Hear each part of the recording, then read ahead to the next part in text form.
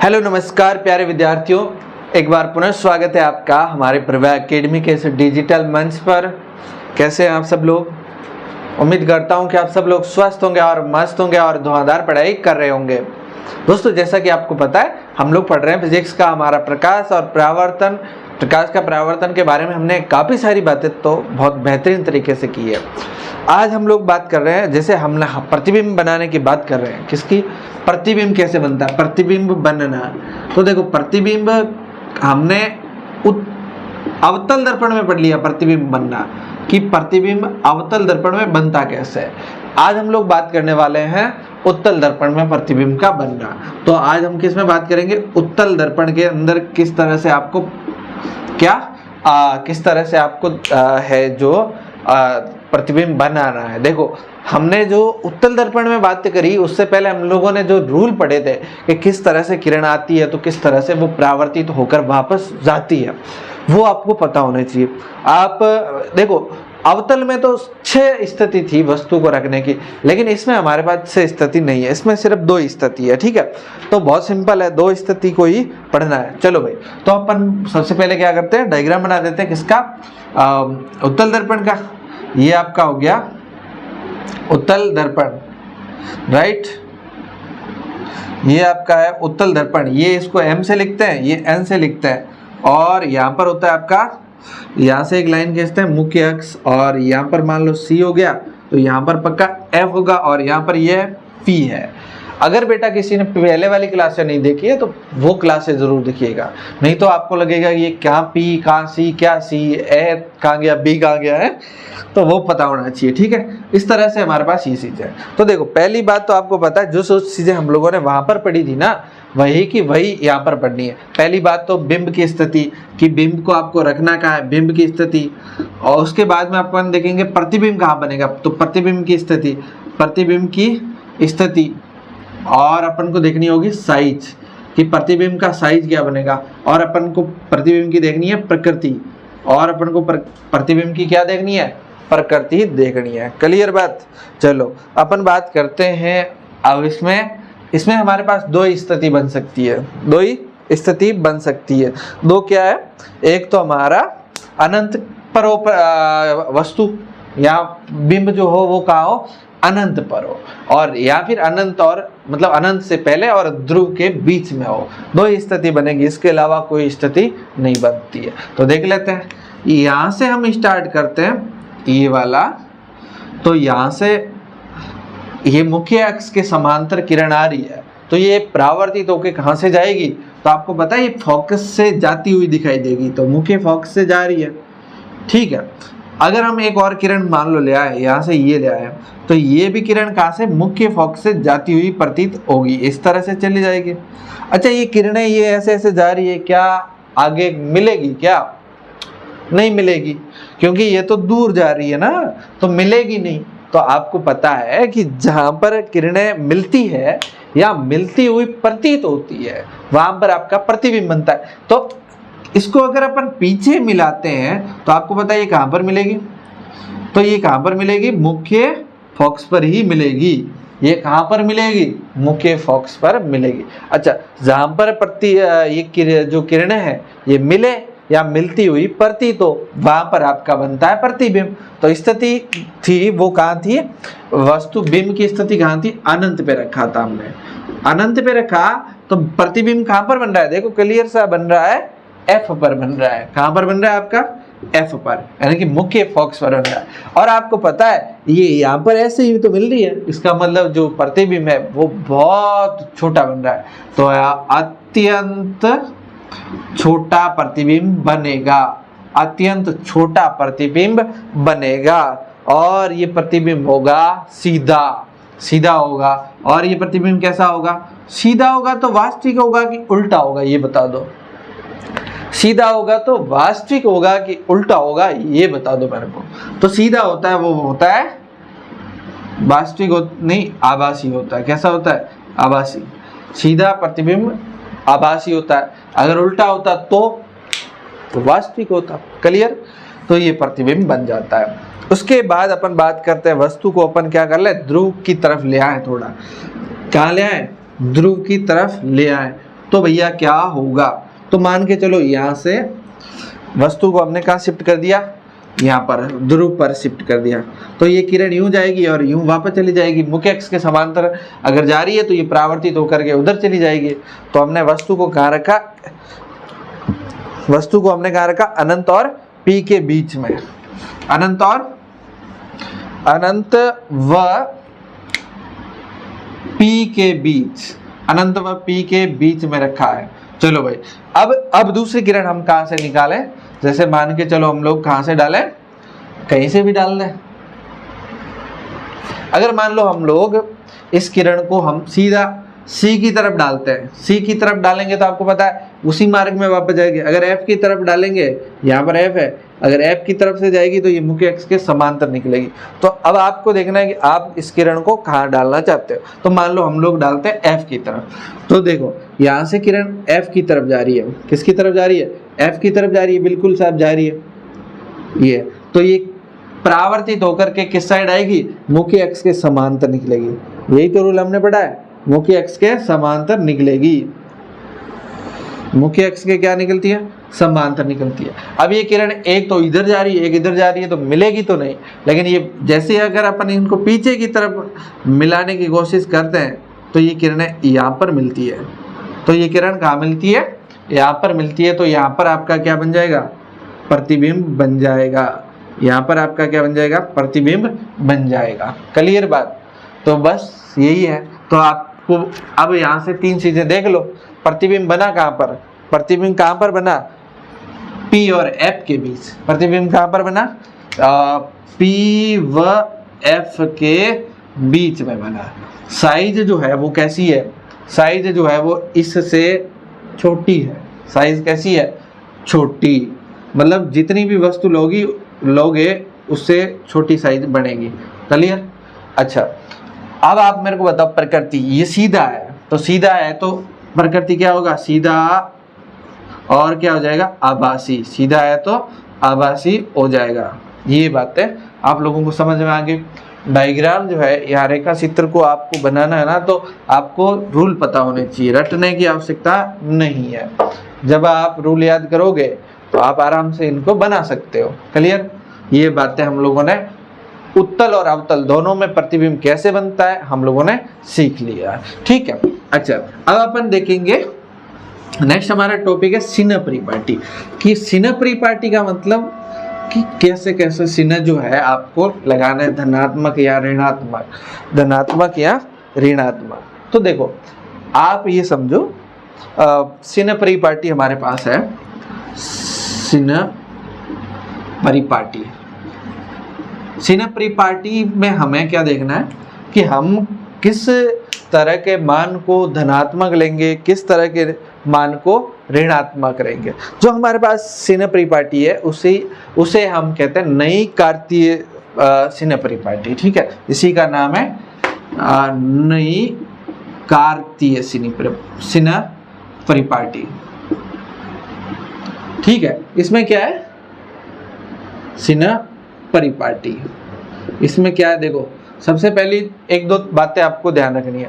पहली बात तो जो भी दूरियां हम मापेंगे वो दर्पण के ध्रुव से मुख्य अक्ष के समांतर मापते हैं, ध्रुव से मापते हैं। क्लियर बात। मान के चलो ये आपका ध्रुव है, ये दर्पण है, कोई भी दर्पण हो सकता है, उत्तल हो सकता है, अवतल हो सकता है। तो ये मान लो क्या आपका ध्रुव है, तो ध्रुव का ये ध्रुव और सी से जो रेखा गुजरती है वो मुख्य अक्ष होता है। तो मुख्य अक्ष के समांतर हम सारी की सारी दूरियां P से मापते हैं। कहाँ से मापते हैं, P से, मतलब ध्रुव से मापेंगे। इधर मापनी हो चाहे इधर मापनी हो, चाहे नीचे चाहे ऊपर, तो सारी की सारी दूरियों को हम कहाँ से मापेंगे, सारी की सारी दूरियों को हम P से मापेंगे। दूसरी बात आपको हमेशा ध्यान रखना होगा, क्या ध्यान रखना होगा कि जितनी भी वस्तुएं आप रखोगे ना, उसको आप लेफ्ट हैंड साइड रखोगे। दर्पण के किस साइड रखोगे, लेफ्ट हैंड साइड। मतलब आप वस्तु को इस साइड में रखोगे, वस्तु को इस साइड में रखोगे, P से लेफ्ट हैंड साइड में आप वस्तु को रखोगे। यहाँ से आप प्रकाश की किरणों को इस तरफ आपतित करोगे, ये ध्यान रखेंगे।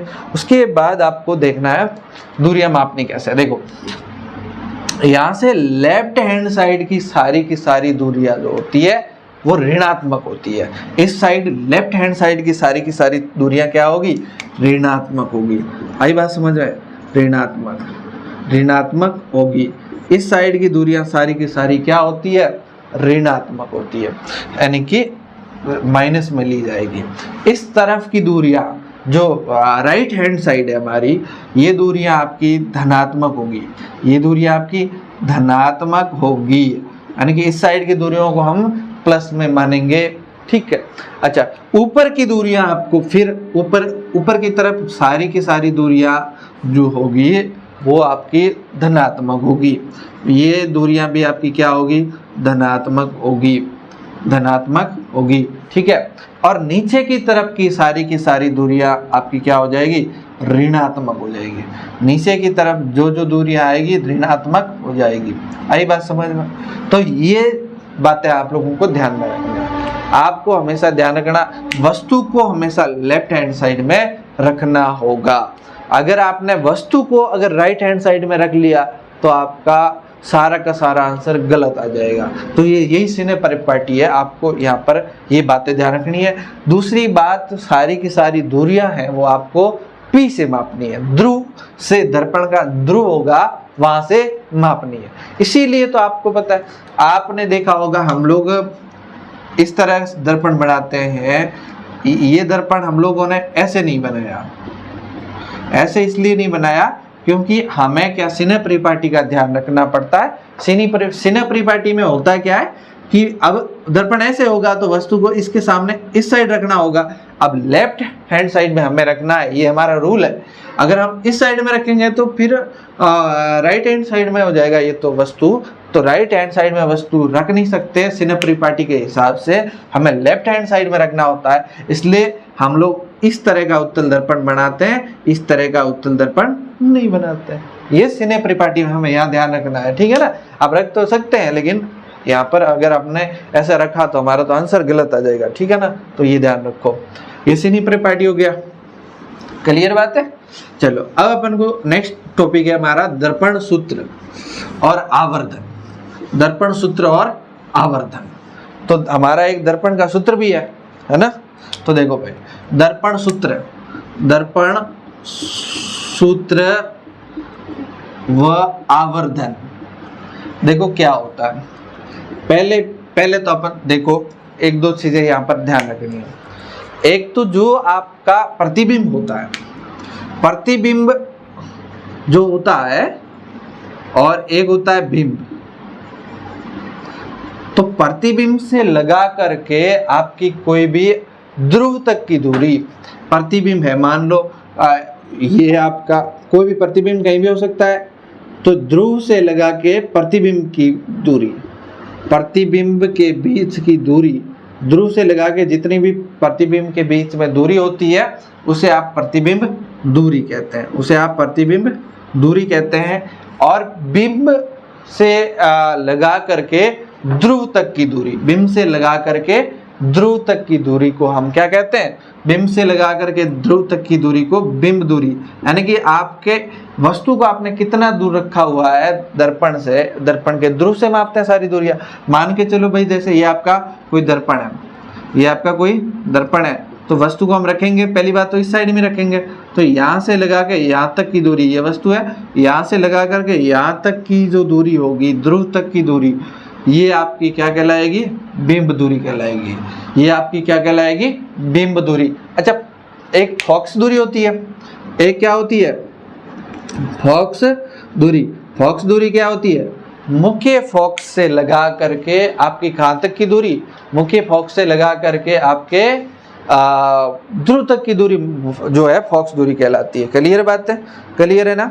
चलो अच्छा, एक बात ये ध्यान रखें, मुख्य जो फॉक्स दूरी होती है उसे हम किससे लिखते हैं, स्मॉल एफ से लिखते हैं। फॉक्स दूरी को किससे लिखते हैं, स्मॉल एफ से लिखते हैं। तो प्रतिबिंब दूरी को हम लिखते हैं वी से, स्मॉल वी से, और इसको लिखते हैं बिंब दूरी को यू से लिखते हैं। बिंब दूरी को किससे लिखते हैं, यू से। ये आप लोगों को पता होनी चाहिए। अच्छा, एक बात तो आपको ये समझ में आ गई होगी कि बिंब है यानी कि वस्तु है, उसको हम लेफ्ट हैंड साइड में रखते हैं हमेशा दर्पण के। किस साइड रखते हैं? लेफ्ट हैंड साइड रखते हैं। तो इसका मतलब ये बिंब दूरी हमेशा इस साइड होती है। तो इस साइड, ध्रुव से इस साइड की दूरी हम हमेशा कैसे लेते हैं? ऋणात्मक लेते हैं, इसलिए आपकी बिंब दूरी हमेशा ऋणात्मक होगी। अच्छा, तो प्रतिबिंब दूरी तो ऋणात्मक भी हो सकती है, धनात्मक भी हो सकती है। अच्छा, यहाँ पर दो बातें और आप ध्यान रखो, क्या कि एक आपको ध्यान रखना, बिंब की ऊंचाई का मतलब है कि आपकी जो वस्तु है उसकी ऊंचाई कितनी है, इसको हम लिखते हैं h से, स्मॉल h से। और एक हमें ध्यान रखना प्रतिबिंब की ऊंचाई,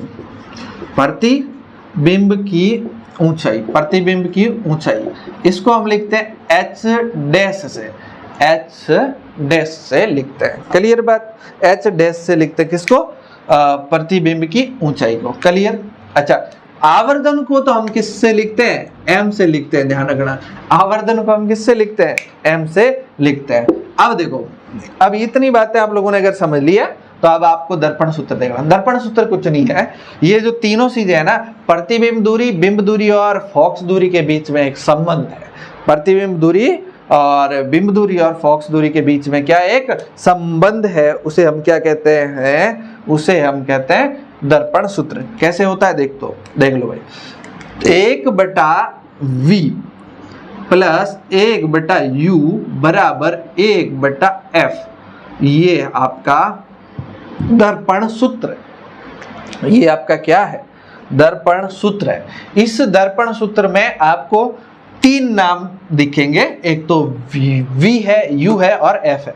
इन दोनों में से, इनमें से तीनों में से अगर दो दिए रहेंगे तो आप एक को ज्ञात कर लोगे। अगर मैं तुमको फॉक्स दूरी और इसका बिंब दूरी दे दूं तो आप बता दोगे कि प्रतिबिंब कितना दूर बनेगा, आप आराम से बता सकते हो। क्लियर?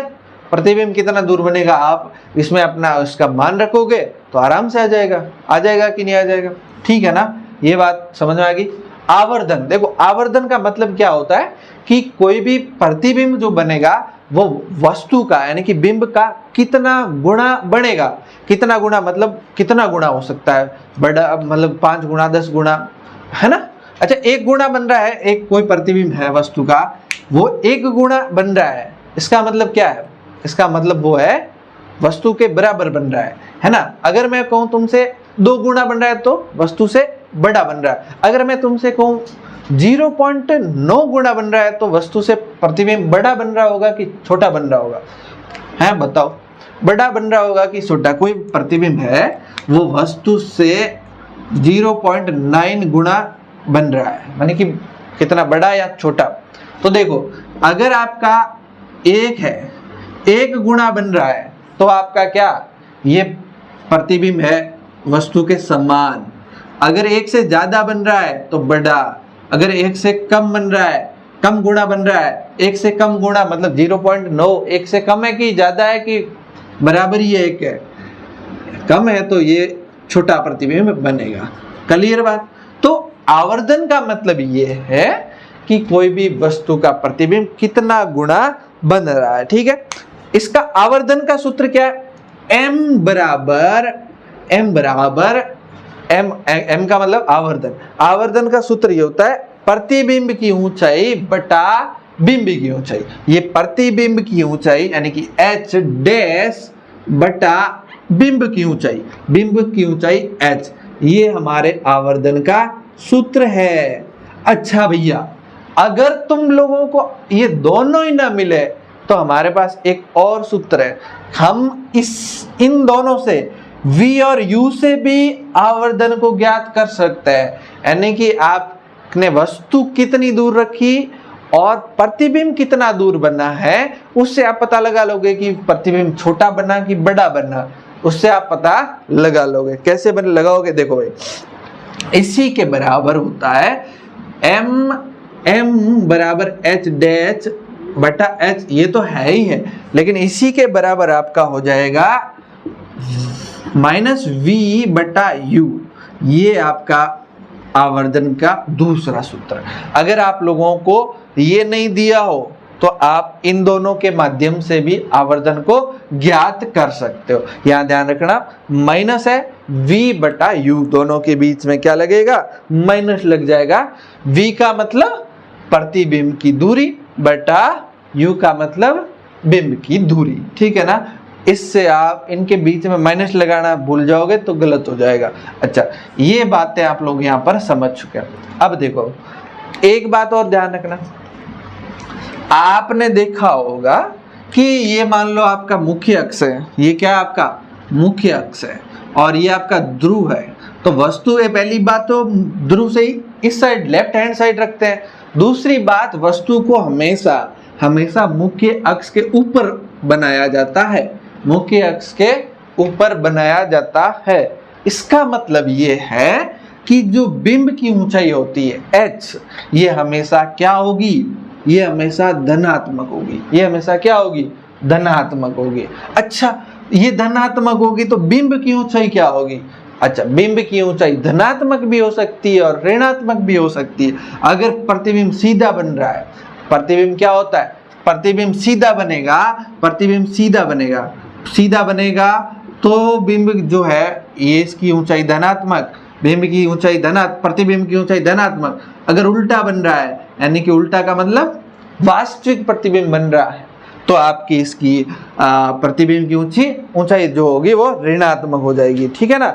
अच्छा देखो, आवर्धन का जो मान है ना, उससे भी आपको पता चल जाएगा कि प्रतिबिंब कैसे बन रहा है, ठीक है ना। आवर्धन का मान अगर आपका है ऋणात्मक, अगर आवर्धन का मान, आवर्धन प्लस में भी आ सकता है और माइनस में भी आ सकता है। आवर्धन का मान अगर आपका क्या है, ऋणात्मक है, आवर्धन का मान अगर क्या है, ऋणात्मक आया, इसका मतलब जो प्रतिबिंब है आपका वो वास्तविक होगा। वास्तविक का मतलब क्या होता है, वास्तविक का मतलब उल्टा होता है।